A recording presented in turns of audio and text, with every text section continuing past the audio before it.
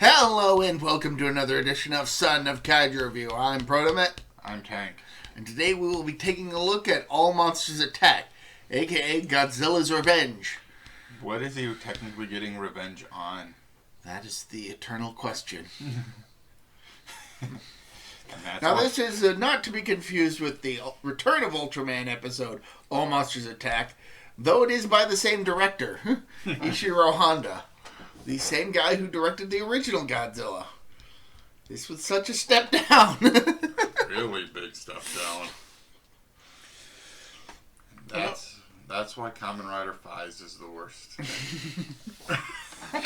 But one of the big reasons why this movie is not as well liked as others is in part because a lot of the kaiju footage used in this movie is lifted directly from other Godzilla movies. Yeah.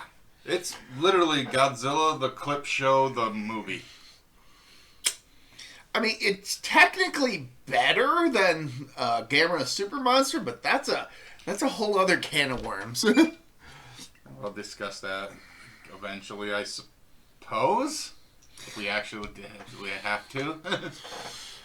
Another pinch point for this movie is the fact that none of the kaiju action in this movie actually happens. It's all in some kid's head.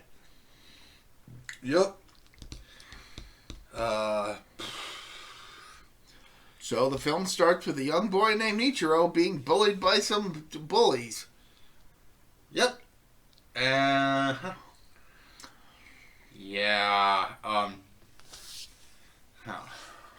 You learn that his dad works for the railroad, his mom... I don't think we ever get to meet his mom. I know she shows up. She at least calls him from work at one point, but she works at like an inn or something. Inn, hot spring, something like that. So most of his... A hotel. A high-class hotel.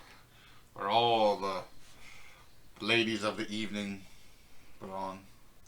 I mean, it kind of looks like that might be the case, but that's making an assumption, and you know what they say about making assumptions. Makes an ass at you and me. Yep. Yaw. But, so a lot of Ichiro's time is spent with a neighbor. A toy maker. And a lot of his time when he's not awake is spent dreaming about going to Monster Island. I know he's a young boy, but they're a wild beast. Yeah, this was easily the most kid-friendly Godzilla movie to come out. Yep. Like, even Son of Godzilla, you could argue, wasn't made specifically for kids. But this one, totally. Oh, most definitely. The difference about this one and Son of Godzilla is like the two different movies. They are technically two different movies. The Manila suit, though, is used in both. Yes. And and Manila still looks like a turd. But yeah, no, Manila's in this movie as a major character, and he can talk for some reason. Admittedly, again, it's taking place taking place in a kid's head. So yeah, no, that's the reason. We're just saying for some reason, just to be facetious. Well, now Manila's scenes in Final Wars, he doesn't speak. He still kind of does that weird thing like. His scenes in Final Wars are just kind of there to set up the ending, and nothing. Yeah, pretty much. That's pretty much it. And to eventually finally stop his dad's rampage. Like I said, to set up the ending. Otherwise, it's just kind of there. Yeah. That old man wanted to shoot it. Also, as part of this movie's plot, there are a couple of robbers who are using an abandoned building as a hideout. Yep. And Ichiro likes to explore the abandoned building. So obviously the robbers learn of his existence. And he's like, oh, he's going to tattle on us. He's going to... He hasn't even met you guys. So they kidnap him anyway. Yep. And so he's having to deal with that. The lead bully is, I guess the last name is Gabra. Yep, so when Ichiro goes to his dreamscape, there's a monster based on his bully, also named Gabra. Yep. And which, according to Godman, is actually a mutated frog. It was either Godman or Green Man, I can't remember. He showed up in that, along with an evil Manila. Godman and Green Man were weird. I've never heard of either. I'm sure if I showed you some, you'd still think it was weird. Whoa. I'll take your word for it. It's like Red Man, but with more context. Red Man's just a bully. That's putting it mildly, according to some interpretations. Anywho. So anyway, Ichiro's whole deal is that he's got to deal with bullies and robbers. And his parents are never home. Meanwhile, Manila's whole deal is that Gabra is bullying him. Yep. And Godzilla is off fighting other monsters most of the time. Yes, more interesting monsters than... Like Ebura. I wasn't a fan of that movie, but oh well. I think we discussed that when we actually talked about that movie. Yeah. I mean, not that it was necessarily a bad movie. It was just not a very good Godzilla movie. Yeah. It was supposed to be a possible King Kong movie, but yeah, that's okay. That's a whole behind the scenes before the movie even got made story, which I'm pretty sure we discussed in more detail in that podcast. Yeah, I believe we did. Yeah. So, like, each time Ichiro, like, somewhat gets, I don't want to say hurt or runs into trouble, let's say. Yeah, on Monster Island, he wakes up, or somebody's waking him up. Which is the dream. That happens in dreams. Yeah, just like, well, the neighbor at one point woke him up because it was supper time. I think another time he got woken up because his mom was phoning home. Yep. And then, of course, there was the other time where the robbers kidnapped him. Yep. And when he's off in dreamland with the cops or with the robbers, he dreams that Manila finally stands up to Gabra and defeats the monster, and so uses tactics he learned in the dream to battle the robbers and manages to escape. He uses a. Wow, we are really getting. We are skipping a lot. Which is fair because a lot of this just kind of is drawn out a bit. It is. Well, honestly, what the hell can we actually say about, like, the Monster Island portions? He's talking with Manila. And then we get clips from other movies. Yes, and... Like, it's at best, we're just cutting out the parts that take place from other movies. Yeah, pretty much. Eventually, Godzilla forces Manila to fight Gabra. And then, like I said, Ichiro uses the tactics he learned in the dream to battle his robbers and escape. Then, eventually, Gabra starts attacking Godzilla, and then Godzilla just whoops him. As you do. Yep. Yeah, Ichiro manages to defeat the robbers and gets to the cops, who then arrest the robbers. Mm-hmm. And Ichiro becomes a local hero for that. Even the bullies still try to bully him, and then he gets into a fight with his Gabra. Yep. Knocks him down, and then goes and pesters a guy who's just trying to paint over a billboard. They get paint all over him. And I guess now he's friends with the bullies, which is the darkest timeline. And this movie's not terribly good. It's definitely, like what we said earlier, it's definitely the most kiddie for kid. It's not from the company For Kids. like from from the perspective of good writing, this is not a very good movie. No.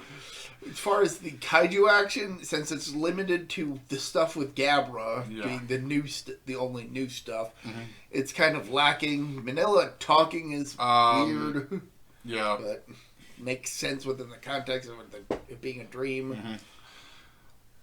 Godzilla wants me to fight my own battles, you see.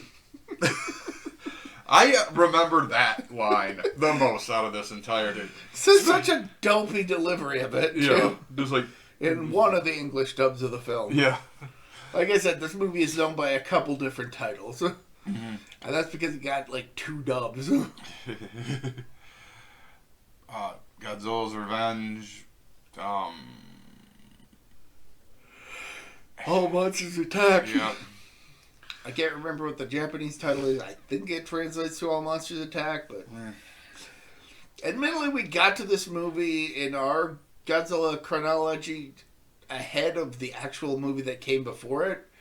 But, yeah, eventually we'll talk about Destroy All Monsters. Yeah.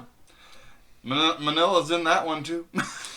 Admittedly, despite the fact that this movie is bad, this is one of the movies that I've technically watched the most. I hate to say it, but I probably watched it the most when I was one of them. I watched the most. But only on TV. Yeah, the first time I saw it, I caught it on TV, and I couldn't help but notice how bad it was. Yeah.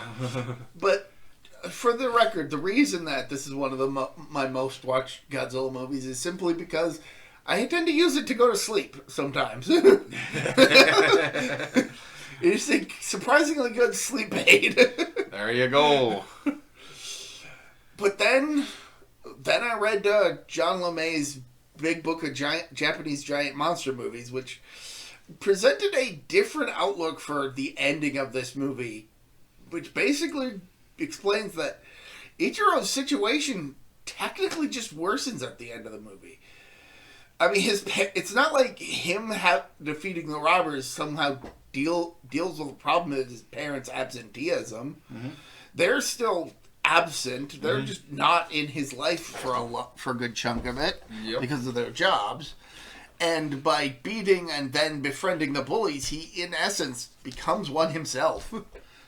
Well, you can definitely tell when, at the end where he taunts the guy who's painting, and he kind of falls off and the bucket falls on him. Yeah, it's not a good situation for that guy. That guy was just there doing his job, and this little kid came and pestered him. Yeah. He kept honking the horn of a motorcycle. And now that guy has to deal with all his paint-covered clothes. He's got to get new clothes. And new paint, because I don't know. Maybe the company has to pay more for the paint that just got wasted. It's not a good situation. It definitely opened my eyes to the fact that this is surprisingly one of the darker Godzilla movies, if you take into consideration the fact that this was a kids' movie that ultimately ends with a terrible message for kids. You're not wrong. I mean, maybe it's a cultural differences, or maybe it's just that concepts for how kids should be treated have aged slightly differently. But yeah, it's just like, wow.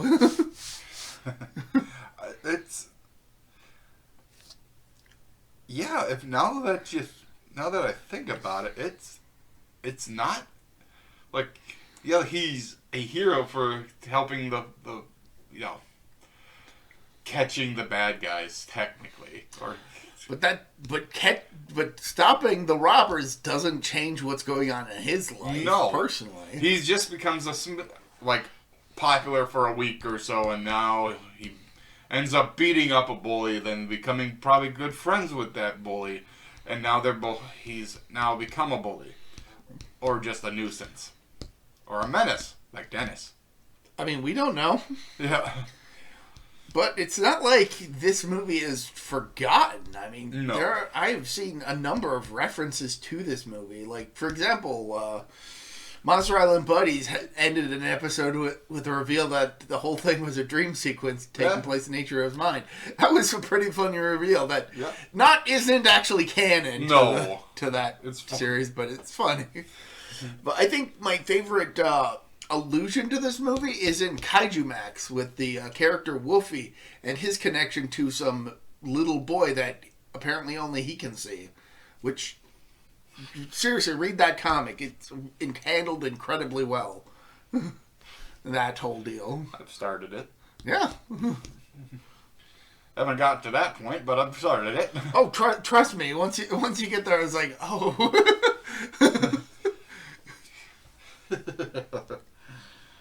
Yeah, it's... So yeah, for as bad as the movie is, it is at least memorable. Yeah. And it does have some positive aspects to it. I mean, it did wind up as number 10 on my list of my favorite Godzilla movies for a reason. Mostly because of John LeMay's book revealing how dark the movie actually is, but...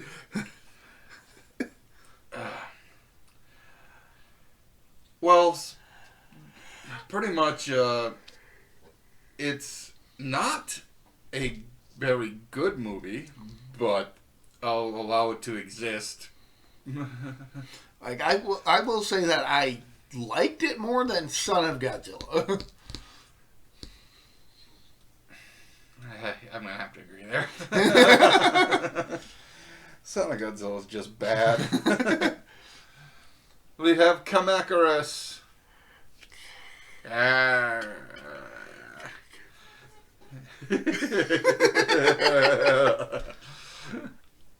So yeah, that happened. Mm-hmm. Yeah. So, I guess I do not have any much more to say. I've said pretty much all I can say about this movie, so... This is a short one, but so, till next time, everyone. I'm Protomet. I'm Tank. See ya. Bye.